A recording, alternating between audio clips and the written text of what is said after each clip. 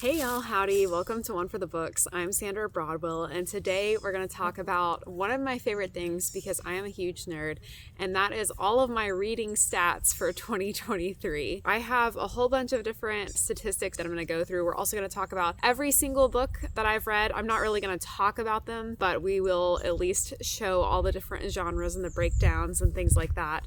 If you want to see my best of 2023, that was the video I posted last week, so I will link that down below so you can get an idea of which of these books were my favorite. But for now, we're just going to kind of look at the big picture and talk about how 2023 went according to the numbers.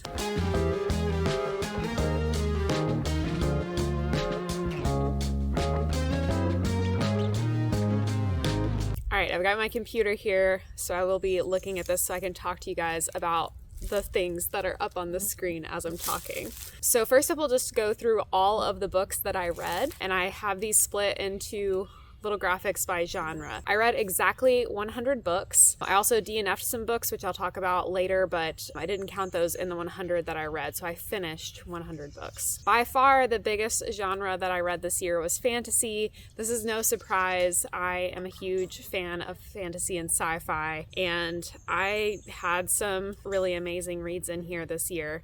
Also, my least favorite read of the year was in here, but again, that's not surprising because it is the genre that by far I read the most of. My second most read genre was sci-fi. These are all of the sci-fi books that I read in 2023. My third most read genre was horror. I have 10 horror books. This was probably my biggest ever year for horror. I'm not honestly even sure that I've ever read like an adult horror novel before. So this was really exciting. Actually, 2 of my favorite reads of the year were out of the 10 that I read. And I had some other like 5-star or close to 5-star reads in here. So definitely going to be looking at horror more closely in the future because yeah, I had a really, really great time with this genre. Then we have nonfiction, and I have several different types of nonfiction in here. There's memoirs, there's like informative, a little bit of everything in the nonfiction category, I think, this year. Then historical fiction is a genre that I love. I feel like historical fiction is the one that feels most like fantasy. General fiction, then I had 5 different books. I think Yellowface could potentially be categorized as like a thriller. And then finally, my last 3 categories are all very tiny, so I just put them all on one. But historical romance, I could have split these kind of differently. The Beautiful Ones is magical realism, so that could have been in the fantasy category. Pride and Prejudice, if I had made a classics category, then I would have had several other classics that I read that were like also sci-fi or also some other genre. 1 true thriller and then 2 collections of poetry. And then my DNFs, I had 5. 3 of these were part of my goals for the year. Every author that I read for the first time in 2022, if I rated their book 4 stars or higher, I wanted to try another book by that author in 2023. I think like over 30 books this year were from those authors, but 3 of those were DNFs. The one I'm probably most sad about here is The Tyrant by Cormorant, which is the 3rd book in the Bar Cormorant series, the Masquerade series, I think it's called. I really enjoyed the first book. The second book I thought was super boring, and the 3rd book I thought was super boring. And so I was really disappointed in the 2nd book, but I decided to go ahead and give the 3rd book a try because I was like, well, maybe it was just a really bad case of middle book syndrome. And I read like 300 pages of The Tyrant by Cormorant, and it's like over 600 pages long. And I was just like, why am I torturing myself? I don't like anything about this, which is not true, I guess. I cared a little bit, but just not enough to know what happens. So that was a big bummer. That's it for all of the books that I read or did not finish. So 105 total if you include the DNFs. So now we'll get more into kind of the stats portion of the video. One of the things that I'm going to start with, I stole directly from Kayla over at Books and Lala because she does a really neat analysis of her reads for the year where she looks at like most common words used in titles and most common themes around like titles and covers and things like that. So I thought that was really cool and decided to do that for myself. So if I excluded articles like and the and of and things like that, then my most common words were, I had 4 books that included the word city and 4 books that included the word jade. So those were my 2 most common words in titles. Jade is not really surprising because I read the Greenbone Saga, which all of those are jade something this year, and then just also happened to read The Gods of Jade and Shadow by Sylvia Mirna Garcia. City, I think, is a little more interesting because none of those books are related to one another, and I went to my Goodreads, like want to read, and typed in city, and there are actually a lot more books that have city in the title that are on my TBR. So city does actually seem to be a bit more of a trend in fantasy sci-fi type titles, which is really cool, even though City of Girls on here is actually historical fiction. And then the biggest trend that I found in all of the titles was having a character name in the title. So things like The Seven Husbands of Evelyn Hugo or The Daughter of Dr. Moreau, Emily Wilde's Encyclopedia of Fairies, all of those things. Having a character name in the title was by far the biggest lead on like trends that I found, which I just thought was interesting. More into the like hard stats. This is a graph directly from Storygraph if you use that platform to track your books instead of Goodreads. So I read 36,752 pages in 2023. You can see here October was my biggest reading month.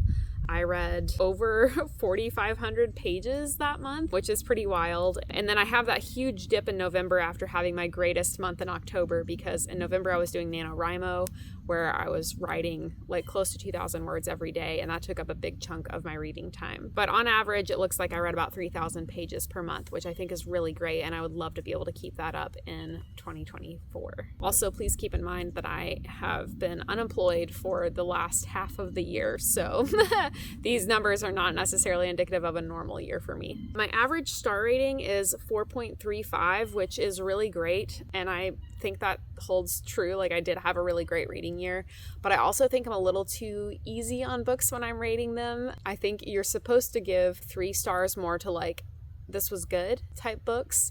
And I tend to only give 3 stars if I'm like disappointed in a book. And 2 stars are like books that I think are really bad. And 1 stars would be like a book that I thought was like poorly written. So actually my worst book of the year this year, which I really, really hated, I only gave 2 stars because it was still like well written and well thought out. I just thought it was horrible. But it was like technically still a good book on like those sorts of levels. So maybe I should reevaluate how I'm rating books and be a little harsher in the future, because I feel like most of my ratings tend to be obviously based on the graph between like a 4 and a 5 if I liked it. So I'll have to think about that moving into 2024. And then this again is from Storygraph. It has this moods chart where most of my books were adventurous, followed by dark, and mysterious is kind of my whole biggest half of the pie chart, which sounds pretty accurate for fantasy, sci-fi, speculative type books. Okay, getting into all of the series that I completed this year. I had 7 series that I completed in 2023. I have these, the small number under the title of the series is how many books were in that series, and then the number on the outside of the pie is how many pages were in that series. So the longest series I completed by page count was the Devabad trilogy, which is the series by S.A. Chakraborty that starts with the City of Brass. That was also my favorite series of the year. Followed by the Green Bone Saga, which is Jade City, Jade War, Jade Legacy. And then Mistborn Era 2 was 4 books. That is the Wax and Wane series. Definitely was not as good as Mistborn Era 1, which was a trilogy that takes place like 300 years before Era 2. And then I read the Remembrance of Earth Past trilogy, which I'm surprised actually that that's shorter than the Green Bone Saga. But I read the Green Bone Saga on ebook, so I had no concept of how long it was while I was reading it. And I read the Remembrance of Earth Past trilogy in like big chunky book form. The Remembrance of Earth Past trilogy is the 3-body problem that's actually being adapted to a Netflix series this year. So I'm excited to see how that goes, because it's a really really complicated, deeply philosophical, hard science series. And I think there's about 100 million ways that would be poorly adapted. But I still think it could be really, really cool in cinematic form. So I'm excited to give it a shot when it comes out. And then I read the first era of the Red Rising saga, which is the first 3 books, Red Rising, Golden Sun, and Morning Star. I plan to continue and read Red Rising Era 2 in 2024. And then The Great Cities duology by N.K. Jemisin, that is The City We Became and The World We Make. That was a really good one. And then Binti is a short sci-fi novella series about a young woman who leaves her home planet to go to a big, prestigious galactic university, and crazy things happen to her on the way. So those are all the series that I completed in 2023. Of all of the books that I read, 41 of them were books in a series, and 59 of them were standalones. So there was lots of other books that I read that were part of a series that I didn't complete in 2023. And then of the genres, we already looked at all the books in the kind of a breakdown, but there were 38 fantasy, 27 sci-fi, 10 horror, 8 nonfiction, 7 historical, 5 general, and then poetry, romance, and thriller. I'm pretty happy with this in general. I'd like in the future the fantasy and sci-fi to be a little bit more balanced, but I'm not sure that that'll ever happen because I just don't think sci-fi is as big of a genre in terms of more modern readers and writers. But we'll see about that in the future. And then how I acquired all of my books. I'm really proud of this year because I read 100 books. Every number, like each individual book, is a percentage. So that made all of these graphs really easy. So 38% of my books I got this year from the library via the Libby app. 16 of them I bought at indie bookstores. 15 of them were gifts either for like Christmas or my birthday or what have you. 14 of them I got from Amazon, which can always be a lower number. 7 of them I borrowed from a friend. 6 of them I bought from a chain bookstore, so like either Barnes & Noble or Half Price Books usually. And then 4 of them just like random other places. Yeah, really happy that like the library and indie bookstores provided over half of my books this year. In terms of the age of the books that I read in 2023, about half of the books that I read were from the last 5 years, so 2019 to 2023. I only read 5 new releases, however, and I would like to be a little bit more on top of new releases in the coming year, so we'll see how that goes. But one of my goals for 2024 was to read at least 10 new releases. I did make a goals video, so I will link that down below as well if you want to hear more about those. How I split up the rest of the books on the second half of the graph is a little bit random, but just to show that like the further away in time it gets, it seems like the less books I read from those eras. But I did read 7 books from 1999 to 1900 and 6 books from the 1800s, so definitely got in a few classics this year. And then demographics breakdown, I did both a number of books and number of authors. Last year I read a lot of books from white male authors, and I wanted to make sure that I was a little bit more balanced this year. I actually was really proud of myself because white male authors were not the top author I was reading up until December, and then in the December I read like 3 classics, which were all by white dudes, and then I read the Red Risings trilogy, and so that like bumped my numbers up. So for most of the year, non-white women authors were my like most read demographic of author, but I screwed it up at the end of in December, but that's fine. So basically, yeah, I just did, I didn't want to get too specific into like identity here, but just to track kind of male, female, and white or non-white. So BIPOC, I'm just using as a general kind of all-encompassing non-white category. And then I did read from 1 non-binary author as well. In terms of author nationality, 63% of the authors I read from this year were from the United States, and 37% were international. And then have I read from these authors before? 71% of the authors that I read from in 2023 were completely new to me. I'd never read a book by that author before, and that was awesome. I found a lot of really great new authors that I love and I'm excited to read more from. And then 29% of the authors that I read from in 2023 were authors that I had read from before.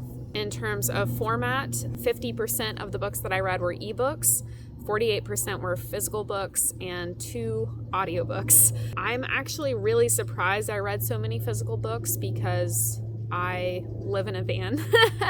And so the majority, it feels definitely to me like the majority of the books that I read are ebooks because I check them out from the library on my phone with the Libby app, and then I send them to my Kindle. I just don't have room for a lot of books in the van, but I do have books in the van and I read them. And I get books for Christmas and my birthday and things like that. So it was just surprising to me that I read 48 like actual physical form books this year. I'll be interested to see if that holds true again in 2024. My highest and lowest average rating according to Goodreads, the highest rated book that I read this year of the fiction books that I read was Jade Legacy, and the lowest rated book that I read was Black Leopard Red Wolf by Marlon James. Jade Legacy is the third and final book of the Greenbone saga and was fantastic. Black Leopard Red Wolf was my least favorite book of the year. So I find Goodreads is actually very on point with this. The oldest book that I read was Pride and Prejudice, which came out in 1813, and the newest book that I read was a new release that came out in November, and that was Bookshops and Bone Dust. The longest book that I read in 2023 was Seven Eves by Neil Stephenson. That is a book about what happens to humanity when the moon is destroyed,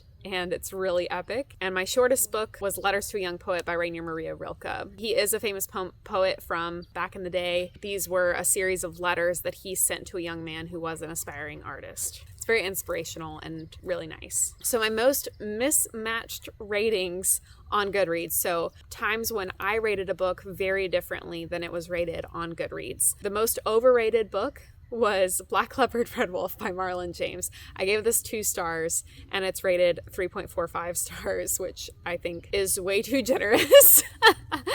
And the most underrated book was The Only Good Indians by Stephen Graham Jones, which I gave 5 stars, but it is only rated 3.71 stars on Goodreads. And it was absolutely one of my favorite books of the year. But I've heard that horror books are generally rated a lot worse on Goodreads in general, just because people have such differing levels of what they're looking for in a horror novel.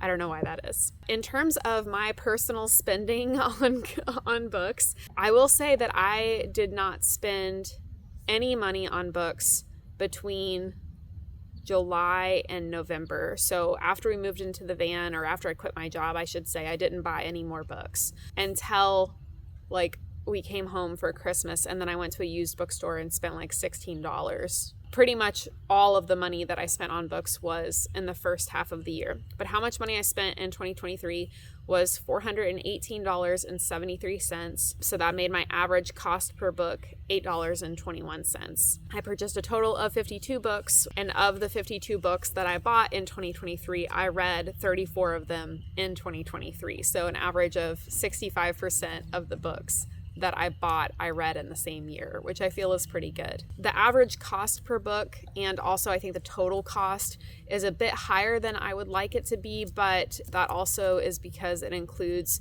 some books that I bought for research for a book that I'm currently writing a novel, and I have been doing a lot of research for it, and I bought actual textbooks, and they were not cheap, so that definitely drove the average cost per book up quite a bit. My most read authors of the year, number 1 is definitely Sylvia Moreno Garcia.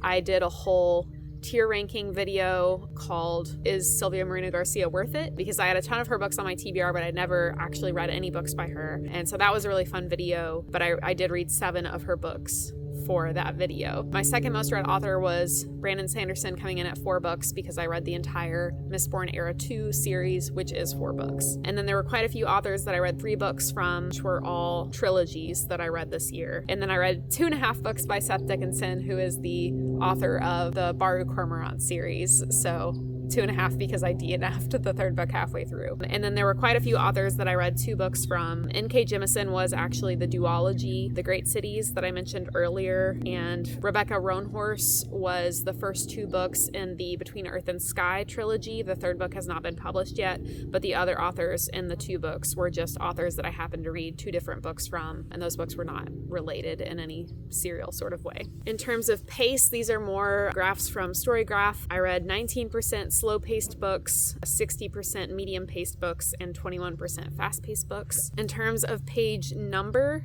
30% of the books that I read were less than 300 pages, which is I consider pretty short reads. 52% of the books were medium reads, 400 to 500 pages.